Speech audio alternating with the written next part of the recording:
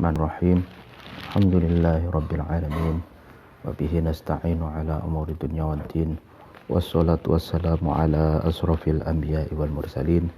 Sayyidina wa habibina wa syafi'ina Muhammadin wa ala alihi wa ashabihi wa man tabi'ahum bi ihsanin ila yaumiddin. Amma ba'du. Pada pagi hari ini kita akan melanjutkan pengajian kitab Adabud Dunya Waddin. Sebelumnya mari kita tawassul membaca Al-Fatihah ila hadratin Nabi Mustafa Muhammad sallallahu alaihi wasallam wa ala alihi wa ashabihi wa man tabi'ahum bi ihsanin ila yaumiddin. Al-Fatihah. A'udzubillahi minasyaitonir rajim. Bismillahirrahmanirrahim. Alhamdulillahi rabbil alamin. Ar-Rahmanir Rahim. Maliki yaumiddin. Iyyaka na'budu wa iyyaka nasta'in. Ihdinas siratal mustaqim. Siratal ladzina an'amta 'alaihim ghairil maghdubi 'alaihim waladdallin. Amin.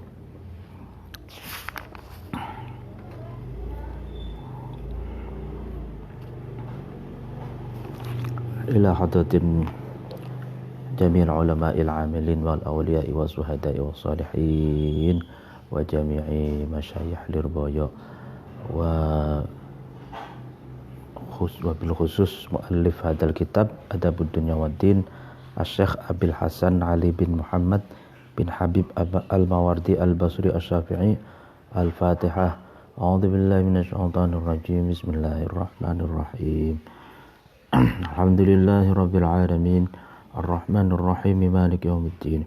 Iyyaka na'budu wa iyyaka nasta'in. Ihdinas siratal mustaqim. Siratal ladzina an'amta 'alaihim ghairil maghdubi 'alaihim waladdallin. Amin. Bismillahirrahmanirrahim. Pengajian yang lalu dikatakan bahwa sebaik-baik pemuda adalah pemuda yang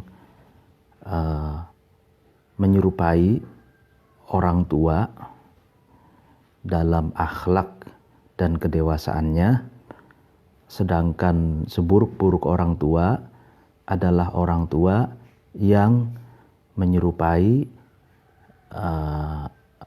orang muda atau biasa dikenal dengan tua-tua keladi, gitu ya. Warwa dan Nabi juga mengatakan man tashabbaha biqaumin fahuwa minhum. Barang siapa yang menyerupai satu kaum maka dia tergolong dari kaum tersebut. Ini juga sudah dijelaskan dalam pengajian sebelumnya. Lalu pengajian hari ini mulai dari wa ansyadani dan mendendangkan syair kepadaku ba'du ahlil adabi, sebagian sastrawan, li Abi Bakar bin Darid, bagi Abi Bakar bin Darid.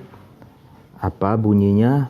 Bunyinya gini: al-alimul aqilu ibnu nafsihi aghnahu jinsu ilmihi an jinsihi kun ibnu ma syi'ta wa kun mu'addaba fa innamal mar'u bifadli kaisihi wa laysa man tukrimuhu li ghairihi mithlul ladzi tukrimuhu li nafsihi.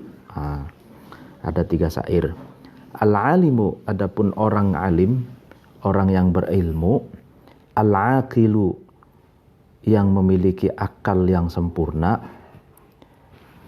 Ibnu nafsihi, yang menjadi anak bagi dirinya al-alim. Aghnahu, itu mencukupkan terhadap akil, alim. Jinsu ilmihi, atau aghnahum menjadikan kaya gitu, memperkaya gitu terhadap al-alim, jinsu ilmihi, jenis ilmunya al-alim, an jinsihi dari jenis an jinsihi dari sesamanya al-alim. Jadi orang yang berilmu, yang memiliki akal yang sempurna, di mana dia adalah mandiri, menjadi diri sendiri, dia akan dicukupkan atau akan aghnahum, maka dia akan diperkaya oleh ilmunya. Artinya ilmunya akan memperkaya terhadap dirinya. Itu.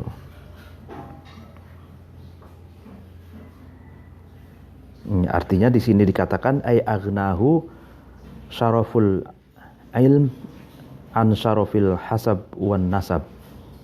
Ya, artinya orang yang alim, punya ilmu, akalnya sempurna, mandiri, maka ilmunya itu akan memperkaya dirinya. Artinya memperkaya dirinya itu adalah ilmu itu bisa menjadikan seseorang itu lebih maju, menjadikan seseorang itu lebih makmur, dan menjadikan seseorang itu dinamis gitu, jika dibandingkan dengan seseorang yang mengandalkan nasabnya gitu. Jadi orang yang punya nasab kelas tinggi belum tentu dia bisa hidupnya dinamis, dicukupkan kehidupannya, dan punya prospek gitu. Tapi kalau orang yang punya wawasan, punya ilmu pengetahuan, dia dengan ilmunya dia bisa maju, dengan ilmunya dia bisa mendapatkan kehidupan yang layak gitu. Kun, jadilah kamu ibnu ma, anak bagi sesuatu, syi'ta yang kamu inginkan. Wakun, dan jadilah kamu mu'addaba, orang yang berakhlak, orang yang memiliki karakter baik, ya, beretika. Fa innamal mar'u, maka sesungguhnya seseorang, bifadli kaisihi, itu sesuai dengan keutamaan kepintaran dan kecerdasannya al-mar'u.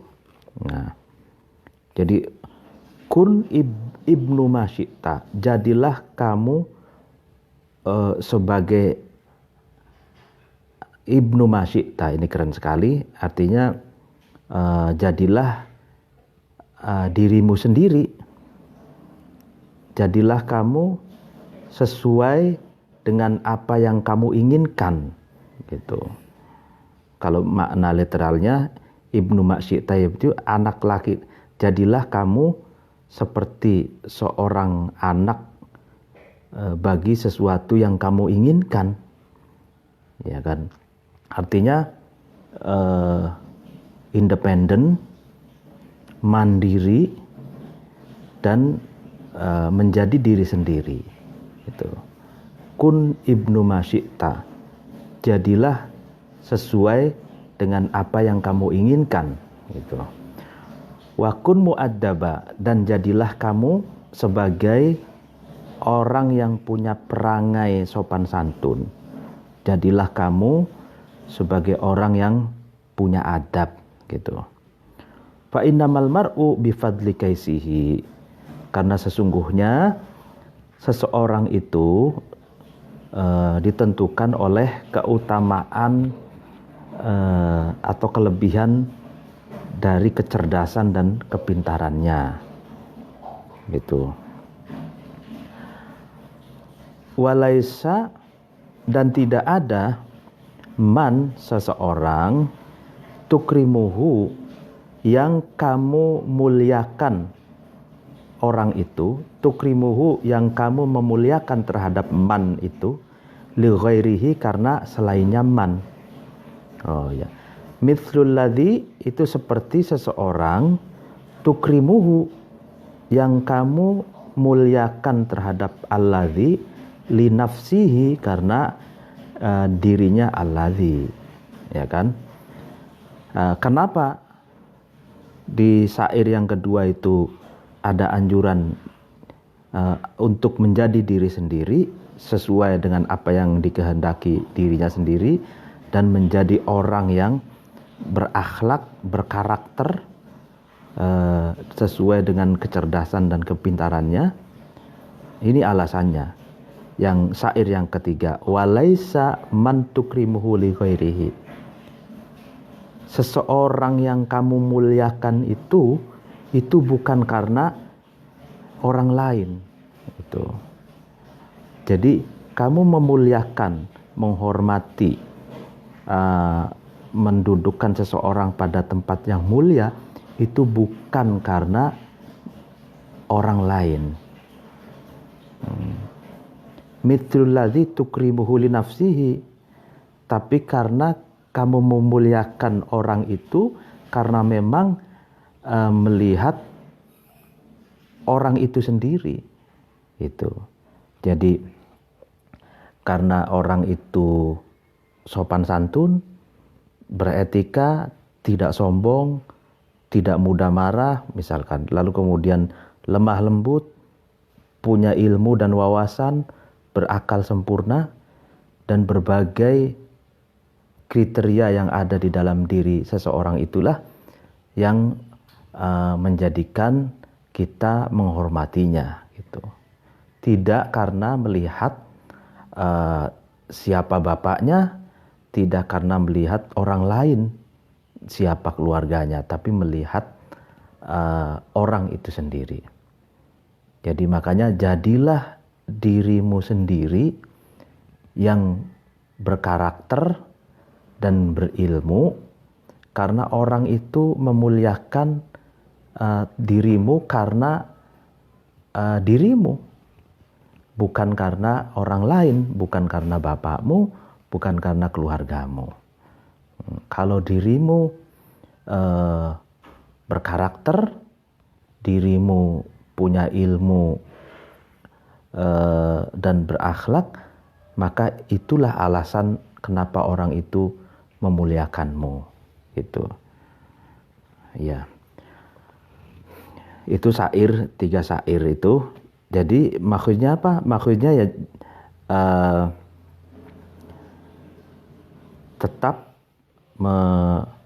memperbaiki diri dengan menambah wawasan luas, dengan etika yang baik, dan dengan itulah orang akan mendudukkan ke derajat yang mulia gitu. Nah, ini sesuai dengan perkataan laisal fata yakunu kana abi walakinnal fata yakunu ha'anada. Bukan dinamakan pemuda yang sejati kalau dia mengatakan inilah bapakku, inilah keluargaku. Bukanlah termasuk pemuda yang sejati kalau dia membanggakan nama besar keluarganya. Tapi yang dinamakan pemuda sejati adalah pemuda yang menunjukkan kualitas dirinya, gitu. Wal yahdar, dan takutlah al-muallimu al-muta'allimu murid al-basto, terhadap menguasai atau menghegemoni, alaman, atas terhadap seseorang yu'allimuhu, yang man itu mengajar terhadap muta'alim, wa in anisuhu, meskipun man itu mengasihi, menyayangi terhadap muta'alim, terhadap muta'alim, wal idlal, dan bercanda alaihi atas man, wa in taqaddamat, meskipun mengajukan atau meskipun mengajukan suhbatuhu, bercanda atau persahabatan. Wa in taqaddamat suhbatuhu itu meskipun persahabatannya itu erat gitu. Jadi wal yahdar al muta'allimu al basto ala man yu'allimuhu wa in anisuhu wal idlal alaihi wa in taqaddamat suhbatuhu. Jadi ini warning, muta'allim itu harus berhati-hati, takutlah kalau dia menguasai, menghegemoni seseorang yang pernah mengajarnya atau menguasai terhadap gurunya, meskipun gurunya itu tetap sayang terhadap muridnya, dan hati-hatilah juga seorang murid itu kalau bercanda dengan gurunya meskipun sudah terjadi hubungan persahabatan yang sangat erat gitu. Jadi misalkan guru murid itu saking akrabnya gitu, persahabatannya sangat erat, lalu saling kasih sayang. Nah, jangan sampai dalam kondisi seperti ini murid itu menghegemoni, menguasai, atau jangan sampai menguasai dan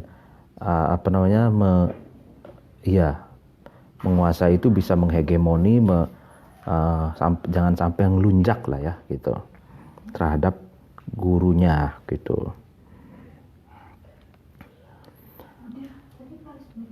Ya, jadi bercanda ya kan dengan guru itu harus ada batasnya lah gitu ya. Jangan sampai melebihi batas, dan jangan sampai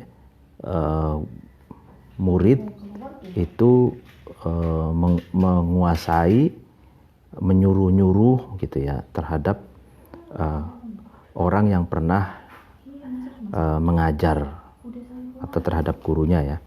Faqad qila, kemudian dikatakan li ba'dil hukama'i, terhadap sebagian bijak bestari atau filosof, man, siapa, adapun seseorang, adalun nasi, itu lebih rendah-rendahnya manusia. Siapakah orang yang paling rendah derajatnya dari manusia? Faqala, kemudian ba'dul hukama itu menjawab, orang yang paling rendah manusia adalah alimun, orang yang alim, yajri, orang yang berilmu, yajri yang mengalir, alaihi atas alim, hukmu jahilin, hukumnya orang bodoh. Artinya serendah-rendahnya manusia adalah orang alim yang diberlakukan seperti orang bodoh gitu. Nah, ini Wa kallamat, dan berkata Rasulullah sallallahu alaihi wasallam terhadap Rasulullah sallallahu alaihi wasallam, jariyatun, perempuan muda, minasabi, dari boyongan. Boyongan itu sandra ya, dari sandra. Ini jariyah ini yang dimaksud adalah hiya Sifanatu binti Hatim At-Ta'i. Faqala, kemudian berkata Nabi itu laha kepada jariyah, man, adapun seseorang, anta, kamu, siapa kamu gitu, siapa gerangan kamu, man anta, siapa kamu gitu. Faqalat, kemudian jariyah itu menjawab, bintur rojuli, saya adalah anak perempuannya laki-laki, al-jawadi, yang banyak kebaikannya, atau yang banyak kelomanannya, loman, murah, pemurah gitu. Hatimi, yaitu bapak Hatim. Jadi saya adalah putra seorang laki-laki yang baik hati, yaitu bapak Hatim gitu jawabannya. Faqala, kemudian Rasulullah itu berkata lagi sallallahu alaihi wasallam, nah ini bagus banget nih, irhamu, Nabi Muhammad mengatakan irhamu,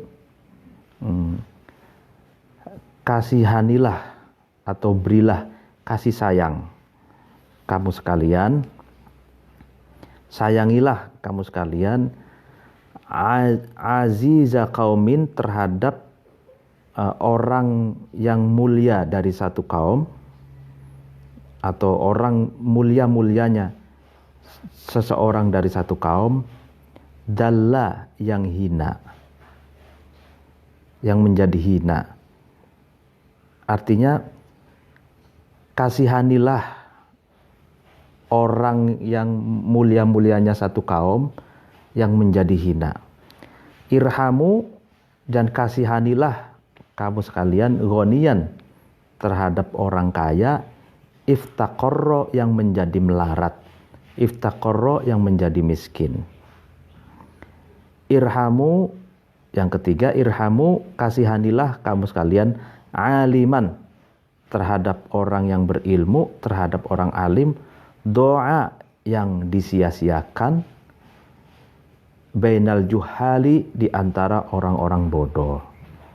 Nah ini, jadi melihat jariyah, perempuan muda yang disandra, yang di boyongan, berarti boyongan itu dibawa misalkan dari satu daerah ke daerah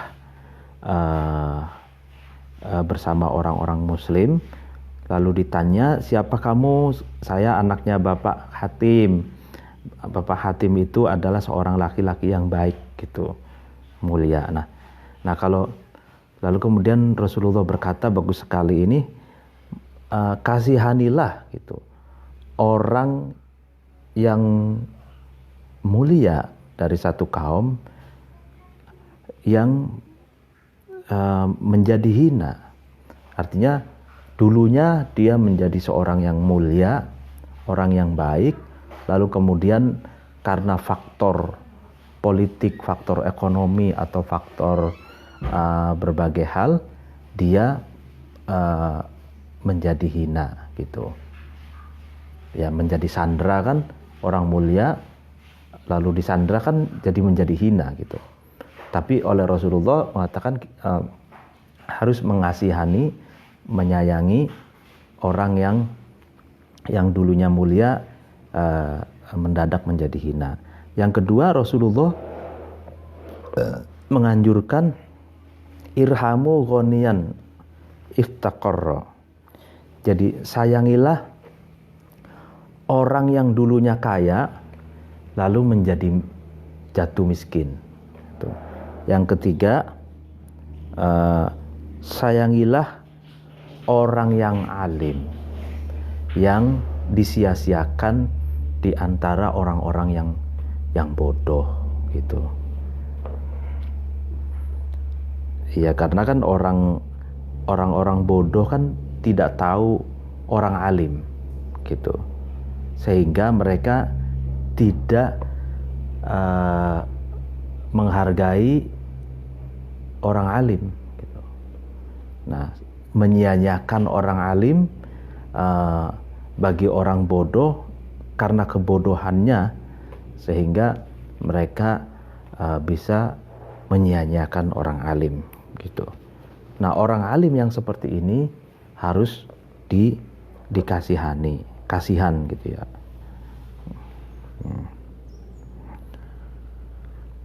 Jadi kalau ada orang alim disia-siakan, dibully, dihina, itu menandakan kebodohan seseorang itu. Wala yudhiru, dan tidak menampakkan muta'alim itu, murid itu, lahu kepada man, maksudnya kepada gurunya, al istikfa'a terhadap mengambil kecukupan, minhu dari man, wal istighna'a, dan menganggap cukup, anhu dari man. Artinya seorang murid itu jangan menampakkan bahwa dirinya itu tidak butuh kepada gurunya, gitu loh. Menganggap cukup, tidak butuh terhadap gurunya, itu jangan, katanya. Fa inna fi dzalika, maka sesungguhnya dalam soal ini, maksudnya al istighfa wal istighna itu, ya kufron, itu kufur, li ni'matihi, terhadap nikmatnya man, wa istighfafan, dan meremehkan bihaqqihi, dengan haknya man, maksudnya haknya guru gitu. Jadi orang yang menganggap tidak butuh, menganggap cukup, tidak butuh terhadap gurunya, itu dia telah kufur nikmat gitu. Jadi tidak mensyukuri gitu. Kalau kufur nikmat itu berarti orang itu tidak bersyukur gitu, dan meremehkan haknya guru gitu. Ya, jadi warubbama wajada, dan terkadang menemukan ba'dul muta'alimina, sebagian murid, sebagian orang-orang yang belajar, kuwatan, terhadap kekuatan, fi nafsihi, di dalam dirinya, ba'dul muta'alimin, li jaudati dzakaihi, karena bagusnya kecerdasannya ba'dul muta'alimin, wahiddi khatirihi, dan tajamnya hatinya atau pemikirannya ba'dul muta'alimin. Faqasada, kemudian ba'dul muta'alimin itu bertujuan man, terhadap seseorang, yu'allimuhu, yang mengajarkan man itu terhadap ba'dul muta'alimin. Tujuannya bil i'tina'i, dengan mempersulit lahu kepada man, wal i'tiradi, dan menentang atau melawan alaihi, atas man, izdiro'an, karena menghina bihi, terhadap man, watabkitan, dan mengalahkan hujjah. Watabkitan itu ghalabahu bil hujjah hatta askatahu, iya.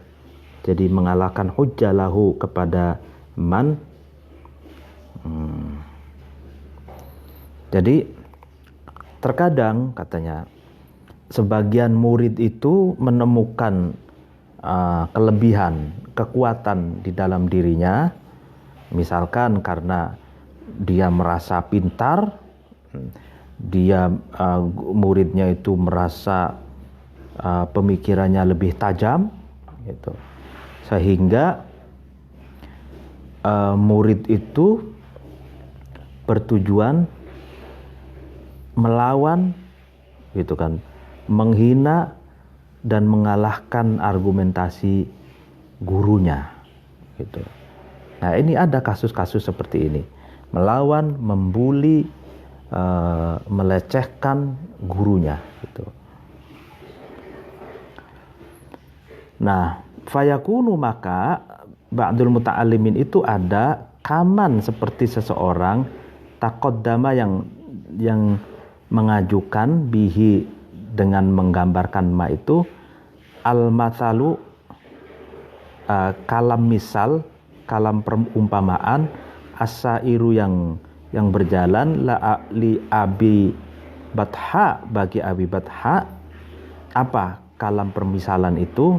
Nah, ini u'allimuhu ar-rimayata kulla yaumin falamma istadda sa'iduhu romani. U'allimuhu, kalam permisalannya begini, perumpamaannya. U'allimuhu, saya mengajarkan terhadap seorang laki-laki, ar-rimayata, terhadap pelajaran memanah, kulla yaumin, di setiap hari. Falamma istadda, kemudian ketika sudah kuat, sudah mahir, sa'iduhu, lengannya laki-laki itu, romani, maka laki-laki itu memanahku. Nah, ini. Jadi u'allimuhurri rimayata kulla yaumin falamma istadda sa'iduhu romani. Syair ini, aku mengajarkan memanah terhadap seorang laki-laki setiap hari. Setelah laki-laki itu sudah mahir, sudah pandai memanah, tangannya sudah kokoh, kemudian laki-laki itu justru memanahku. Nah, ini gambaran murid yang melawan gurunya, membuli gurunya, gambaran murid yang menjatuhkan martabatnya, martabat guru, yang menjatuhkan martabat guru, membuli guru, melawan guru. Nah, itu seperti diumpamakan seseorang yang mengajarkan memanah, tapi muridnya itu setelah pandai memanah, justru murid itu memanah gurunya sendiri. Nah, ini jangan sampai seperti itu. Nah, psikologi terhadap yang terdapat pada diri muta'alim, terhadap diri guru, terhadap diri murid, ya, itu jangan sampai karena merasa bahwa manusia itu setara, ya kan, egaliter, tapi justru dia ngelunjak, melawan, membuli dan menjatuhkan harkat dan martabat seorang guru, gitu. Jadi ini kan harus perlu didudukkan. Sekarang kan gencar ada kampanye untuk kesetaraan, gitu ya kan. Ya betul, kesetaraan itu, kesetaraan di mata Allah, kesetaraan dalam hukum, tapi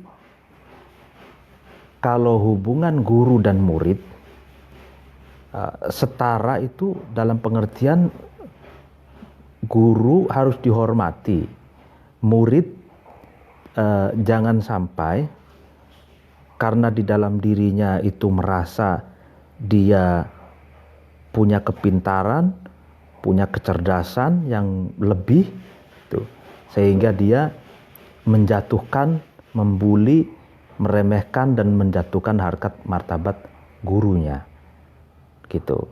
Nah, kalau menjatuhkan itu kan sudah tidak setara lagi, itu namanya diskriminasi terhadap guru, eksploitasi dan penghinaan gitu ya. Nah, gambaran murid yang memperlakukan gurunya dengan menghinanya, dengan membuli, dengan melawan, dengan menjatuhkan, itu umpamanya di dalam syair ini seperti guru yang mengajarkan memanah. Setelah muridnya itu pandai memanah, justru murid itu memanah gurunya sendiri. Nah, ini jangan sampai terjadi seperti itu. Wahadihi, adapun gambaran yang tadi, warubama wajada, gambaran bahwa terkadang ada sebagian murid yang merasa lebih hebat dari gurunya. Min masaibil ulama, ini adalah bagian dari musibah, bencana bagi para ulama. Itu kan karena berbeda pilihan dengan gurunya, berbeda dengan ulama tertentu, kemudian dia bully, dia melawan dan lain sebagainya. Nah, ini adalah musibah bagi ulama katanya. Wa in ikasi hududihim, dan membalikkan bagiannya ulama. Artinya ibaratnya kayak senjata makan tuan. Ulama sudah mendidik umat, ternyata umatnya melawannya. Nah, ini kan senjata makan tuan. Nah, ini tidak boleh terjadi seperti itu. Ayasiru, gambarannya ulama itu menjadi endaman di hadapan seseorang, yu'alimunahu, yang ulama itu mengajarkan terhadap man itu, mustajhilina, itu dianggap, ulama itu dianggap orang bodoh gitu. Wa indaman, dan di hadapan seorang, qaddamuhu, yang ulama itu sudah memajukan man itu terhadap man itu, mustardilina, ulama itu dianggap rendah dan hina. Nah, ini jadi musibah bagi para ulama ketika ulama itu ya kan di hadapan umat, di hadapan orang yang pernah diajarnya. Ulama itu di hadapan mereka yang pernah diajarkan dianggap bodoh. Nah, ini musibah gitu. Dan termasuk musibah juga ulama di hadapan orang yang sudah dimajukan gitu, diberi kemajuan, ulama malah justru dianggap rendah gitu. Ya kan, ya ini jangan sampai seperti itu. Jadi ulama sudah mendidik umat, ya kan, sudah memberi pencerahan, sudah memberi fatwa-fatwa yang baik, pengajian, pelajaran gitu. Ternyata umatnya atau orang yang pernah diajarkannya itu menganggap ulama sebagai orang yang bodoh. Ulama dianggap sebagai orang yang hina. Nah, ini jangan sampai terjadi seperti ini. Ini musibah bagi ulama gitu. Wa qala, dan berkata Shalih bin Abdul Quddus berkata, wa inna ana an ta'allama jahila fayahsabu jahlan innahu minka a'lamu mata yablughul bunyanu yawman tamamahu idza kunta bunyana wa ghairuka yahdimu mata yantahi an iman atabihi idza lam yakun minhu alaihi tanaddumu ya. Ya fakhiron lisifahi bisalafi wa tarikan lil ala'i wassarafi. Ini wa inna anaan, dan sesungguhnya sifat kesusahan. Antajhalu itu kamu mengajar, antu'allima kamu mengajar, jahilan terhadap orang bodoh. Fayahsabu, maka jahil itu menyangka, jahlan karena bodoh, annahu sesungguhnya jahil, minka daripada kamu, a'lamu itu lebih alim. Jadi ada kesusahan yang teramat sangat, keprihatinan yang teramat sangat ketika kamu mengajar orang bodoh, lalu orang bodoh itu karena kebodohannya menyangka bahwa orang bodoh itu lebih pintar, lebih alim daripada kamu. Nah, ini kan menyakitkan sekali kan. Jadi orang yang mengajar terhadap orang bodoh, lalu kemudian orang bodoh itu menganggap bahwa dia lebih pintar dari gurunya gitu.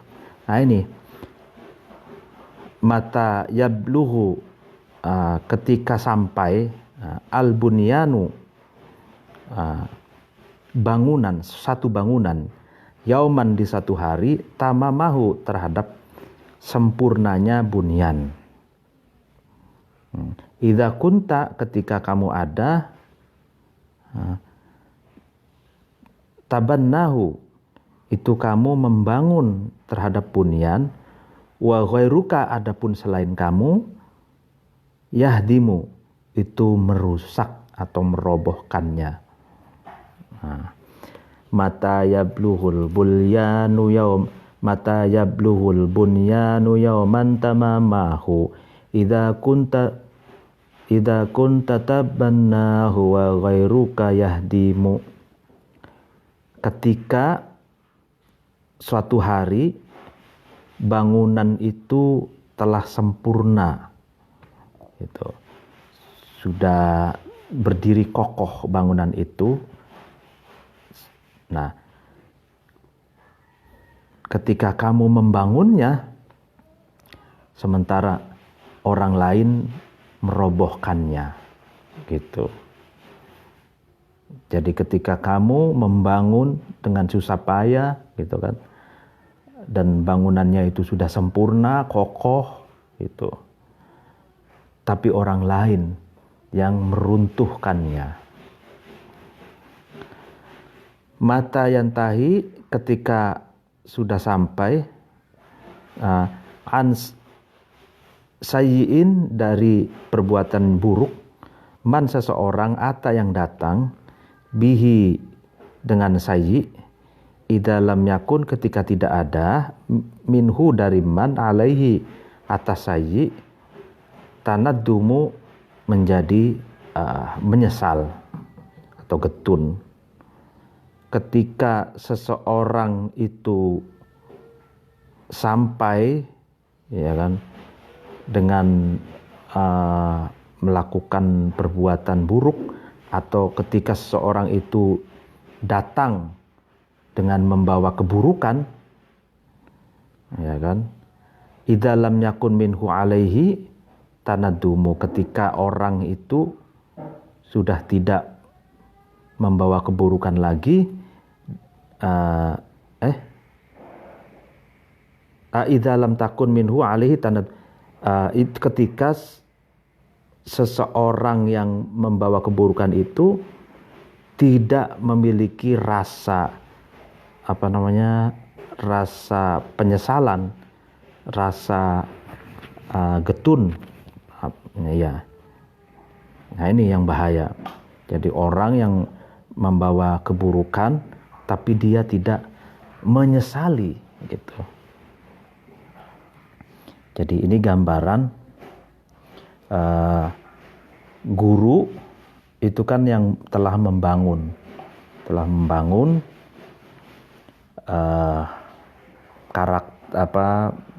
transfer knowledge, lalu kemudian memberi teladan sehingga muridnya itu pintar, berilmu dan berkarakter mestinya. Tapi kadang orang lain yang menghancurkannya, gitu. Dan yang lebih parah lagi, orang yang membawa keburukan itu tidak ada penyesalan. Nah ini.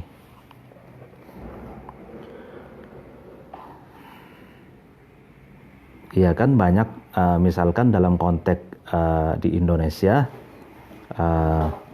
ada paham-paham ya transnasional ya. Jadi dulu pemahaman kita itu kan mengacu misalkan ke Wali Songo yang rahmatanil alamin, toleran, welas asih, sopan santun, mendahulukan akhlak gitu ya.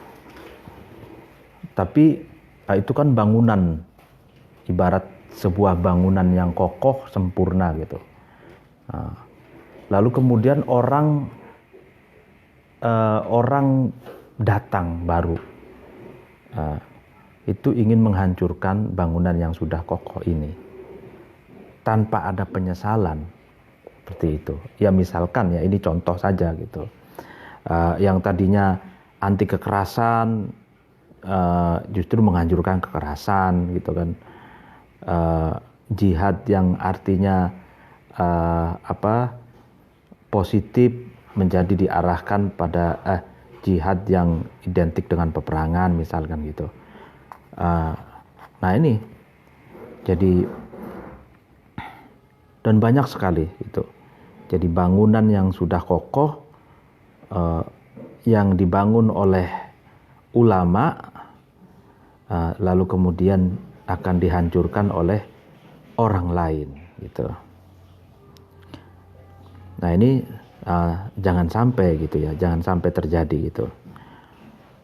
Wa qad rajjaha, dan merajihkan katsirun banyak minal hukama'i dari filosof haqqal alimi terhadap haknya orang alim ala haqqil walidi, sama seperti haknya orang tua. Jadi banyak dari para filosof menegaskan bahwa haknya orang alim, orang yang berilmu, guru, itu sama dengan haknya orang tua. Ya, seperti digambarkan hubungan antara Aristoteles dengan Alexander the Great, Raja Alexander. Raja Alexander sebagai murid Aristoteles itu sangat hormat terhadap Aristoteles gitu. Sebagaimana para sahabat Nabi itu sangat hormat terhadap gurunya, yaitu Nabi. Hatta qala, sehingga berkata ba'duhum, sebagian ulama, apa yang dikatakan, ya fakhirun lisifa hibis salaf wa tarikon li'ala iwasaraf. Ya fakhirun, wahai orang yang sombong, wahai orang yang egois, lisifahin, karena bodoh, bisalafi, dengan orang-orang yang terdahulu, ya kan. Ya watarikan, dan orang yang meninggalkan lil alai, terhadap keluhuran, wasarofi, dan kemuliaan. Jadi di sini wahai orang-orang yang sombong, katanya, karena meremehkan dan tidak tahu para pendahulu dan meninggalkan nilai-nilai lama yang luhur, yang mulia, gitu kan. Wa aba wa ajsadina, adapun bapak-bapak fisik kita, hum, yaitu aba wa ajsad, sababun, itu menjadi sebab, li'an ju'ilna, pada kita dijadikan araidat tasallufi, terhadap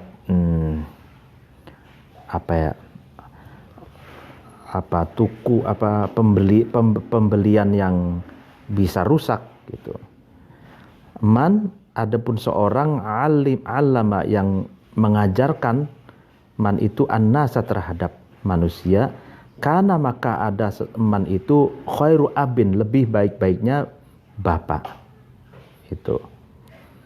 Zaka adapun man abur ruhi adalah bapak rohania. La abun nutfi, bukan bapak sperma. Nah ini. Jadi bapak fisik, bapak biologis, ya kan, itulah penyebab kita menjadi lahir ke dunia, gitu kan. Dan orang yang memberikan ilmu, orang yang mengajarkan ilmu terhadap kita, ya kan, adalah khairu abin, adalah sebaik-baik bapak, sebaik-baiknya bapak, sebaik-baik orang tua adalah orang yang telah mengajarkan ilmunya kepada kita. Dan dia adalah abu ruh, ya kan. Jadi bapak ruhania. La abun nutfi, bukan bapak sperma. Ini menarik sekali. Jadi guru itu bagi murid adalah abur ruh, itu bapak ruhania, karena gurulah yang mengajarkan ilmu. Nah, sedangkan bapak biologis itu disebut di sini adalah abun nutfi, bapak sperma. Menarik sekali ini. Nah ini diartikan di sini kaunul muallim khairul aba. Jadi guru itu adalah sebaik-baiknya orang tua. Li'anna hayatar ruhi bil ilmi. Nah, karena hidupnya rohaniah seseorang itu dengan ilmu. Kenapa guru dinamakan abu ruh? Li'anna hayatar ruh bil ilmi, katanya. Karena kehidupan ruh itu dengan ilmu. Kama anna hayatal jasadi bir ruh. Sebagaimana sesungguhnya kehidupan jasad itu dengan ruh. Fal ilmu, adapun ilmu madatur ruhil insani, adalah materi ruhaniah manusia. Kama sebagaimana anna nutfata, sesungguhnya sperma, madatur jasadi, adalah materi fisik, waruh al hayawani, dan ruhania hayawan, wal hayawani, dan hayawan. Wala ruhul insani afdalur ruh, fal muallim khairul aba. Ya kan?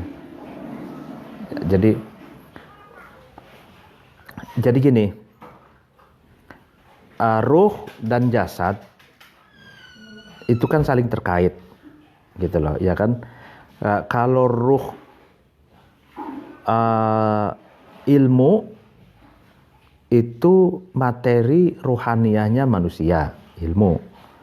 Nah, sedangkan nutfah, sperma, itu madatul jasad, materi fisik, ya kan? Nah, kehidupan fisik, maksudnya lahirnya seorang itu akibat dari sperma bapaknya yang dititipkan di rahim ibu. Itu. Nah, sedangkan kehidupan rohaniah, jasad manusia itu tergantung ilmunya, gitu, ya kan? Jadi sehingga ruhaniah itu lebih penting, lebih utama dari jasad, karena kehidupan jasad manusia itu ditentukan oleh ruhaniahnya, dan ruhaniahnya itu adalah ilmu, dan ilmu itu didapatkan melalui belajar dengan guru. Nah, begitu. Karena kalau jasad fisik kita itu melakukan hal-hal yang buruk karena kebodohannya, yaitu karena rohania kita tidak diisi dengan ilmu pengetahuan, gitu kan. Tapi kalau fisik kita berakhlak mulia, sopan santun, gitu ya, baik dengan orang, nah itu fisik kita itu karena digerakkan oleh ruhania kita, yang di dalam ruhania kita itu ada ilmu, gitu. Wala yambaghi, dan tidak sebaiknya ayyab'atsahu, yang membangkitkan terhadap muta'alim, terhadap murid, ma'rifatul haqqi, mengetahui terhadap hak, kebenaran, lahu, bagi mu'alim, ala qabuli syubhati, atas menerima syubhat, minhu, dari mu'alim. Wala yad'uhu, dan tidak mengajak atau menarik terhadap muta'alim, tarkul i'nati, meninggalkan tidak memberatkan lah gitu, lahu, kepada mu'alim, ala taklidi, atas mengikuti, taklid ya, fima, terhadap sesuatu, akhoda, yang muta'alim itu mengambil, anhu, dari mu'alim, ya kan. Ya, jadi tidak sebaiknya dalam rangka mengetahui kebenaran, ya kan, tidak membangkitkan, atau ya tidak membangkitkan, tidak mengajak murid untuk menerima syubhat dari gurunya, ya kan. Jadi kalau ada hal-hal yang masih ragu, yang syubhat, ya itu murid tidak sebaiknya mengikuti, gitu ya. Dan tapi juga tidak mengajak terhadap tidak memberatkan terhadap murid untuk mengikuti gurunya, fima akhadha anhu, dalam berbagai sesuatu yang diambil oleh murid dari gurunya.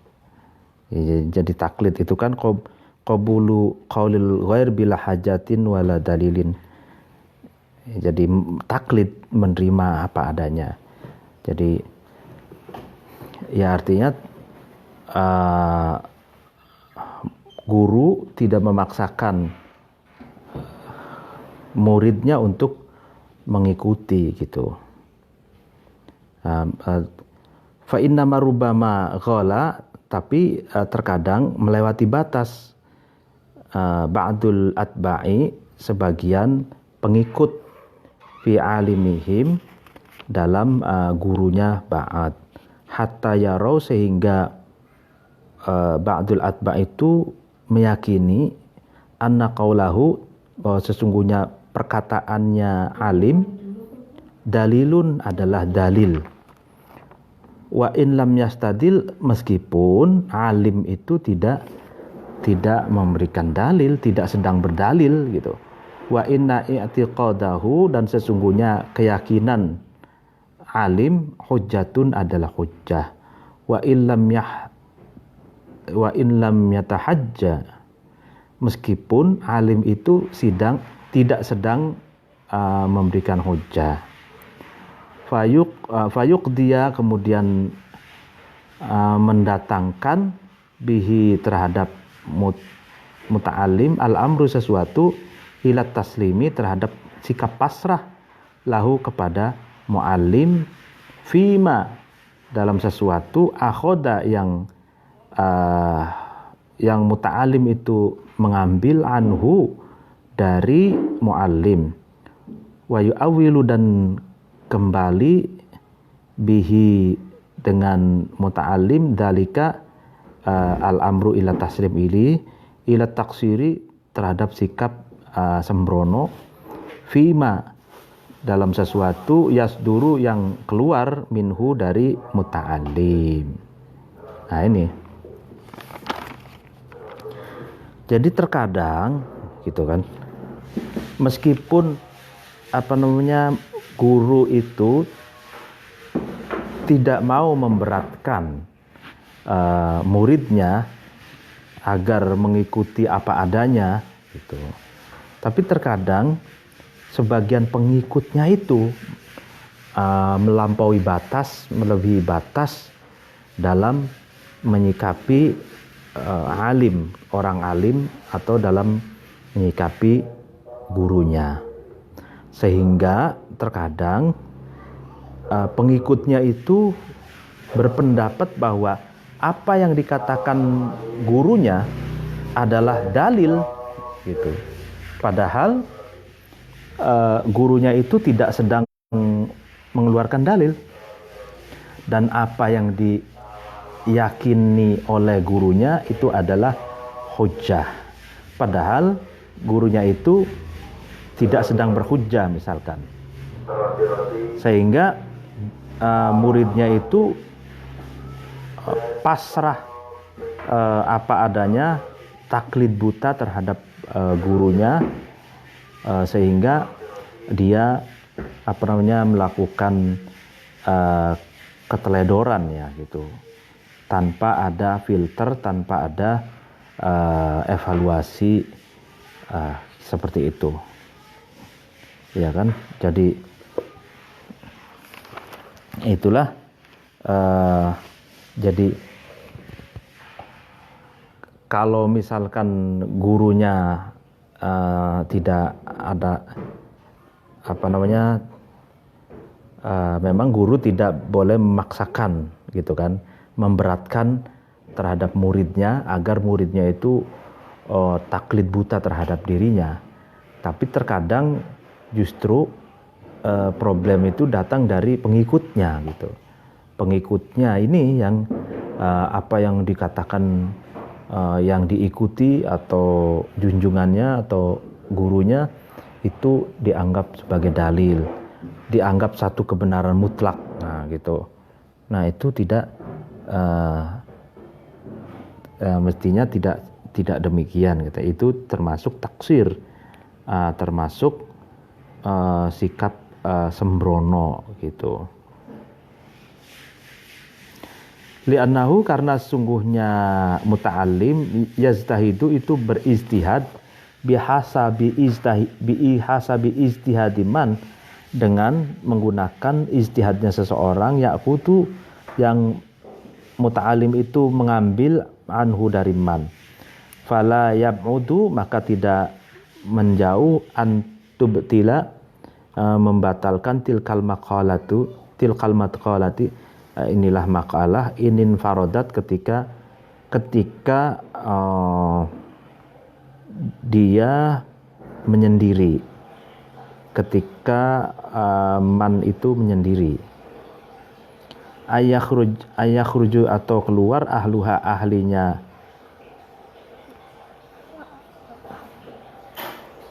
ahlinya man ya, min idadil ulama'i dari banyaknya ulama, fima dalam sesuatu syarokat yang bersekutu ulama atau alim ya. Li'annahu, karena sesungguhnya man qad la yaro tidak melihat lahu kepada ahlu, man seseorang ya'khudu yang mengambil man anhum dari ahlu. Mengambil apa? Ma terhadap sesuatu kanu yang ada ahlu yarawnahu, itu ahlu melihat terhadap ma liman kepada orang, akhodu yang ahlu itu mengambilnya anhu dari man. Ya, jadi muta'alim murid itu yang menerima taklid apa adanya itu beristihad dengan ijtihadnya seseorang yang diambil pendapatnya, ya kan? Tapi atau ahlinya, ini rujuknya kemana ya?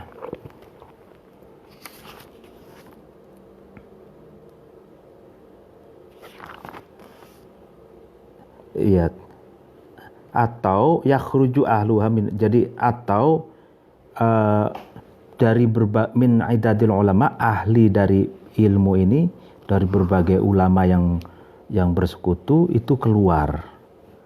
Artinya dia keluar dari pendapat ulama mayoritas gitu. Ketika dia sendiri, tapi dalam konteks misalkan yang berbeda, banyaknya ulama itu berpendapat A, misalkan dia keluar dari pendapat kebanyakan ulama, dia memilih B misalkan. Nah, seorang yang mengambil dari ahlinya itu tidak melihat apa yang sesuatu yang diyakininya itu adalah benar. Jadi gini, misalkan dalam ininfaradat, dalam satu waktu seseorang itu mengikuti pendapat gurunya apa adanya, tapi dalam konteks yang berbeda, pada saat yang bersamaan dia keluar dari pendapat ulama yang banyak yang telah bersepakat dalam satu pendapat.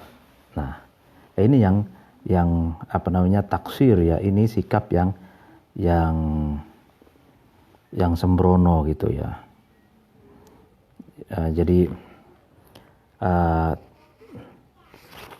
taklid ya, mengikuti pendapat orang alim, gurunya dengan apa adanya, tanpa melihat konteks, tanpa melihat pendapat ulama mayoritas. Nah, itu termasuk sembrono katanya gitu. Jadi boleh saja pendapat guru misalkan pada tahun 2000 itu, lalu kemudian pas tahun 2020 para ulama yang banyak ulama berpendapat misalkan berbeda dengan pendapat gurunya di tahun 2000 misalkan. Nah, tapi dia karena taklid buta, mengikuti apa adanya, sehingga dia mempertahankan pendapat gurunya yang dikeluarkan pada tahun 2000 gitu. Nah, sehingga dia bertentangan dengan pendapat mayoritas ulama yang keluar di tahun 2020. Nah, ini termasuk taksir, sembrono gitu. Dan ini tentu saja tidak, kalau bisa sebagai murid tidak berlebihan juga dalam mengikuti pendapatnya guru. Itu guru juga harus dilihat kapan pendapatnya, konteksnya pada saat seperti apa, situasinya seperti apa, itu juga harus dilihat latar belakangnya itu, sehingga tidak sembrono dalam mengikuti pendapat gurunya. Tapi yang paling menarik dari poin pengajian hari ini adalah bahwa sebagai guru, murid, hubungan guru murid itu tidak ada bekas. Jadi tidak ada bekas guru gitu kan, sehingga guru harus kita hormati gitu. Jangan sampai seperti dalam syair tadi dikatakan, guru yang telah mengajari memanah, tapi setelah muridnya pandai memanah, justru muridnya itu memanah gurunya. Nah, itu jangan sampai terjadi, Demikian, meskipun murid itu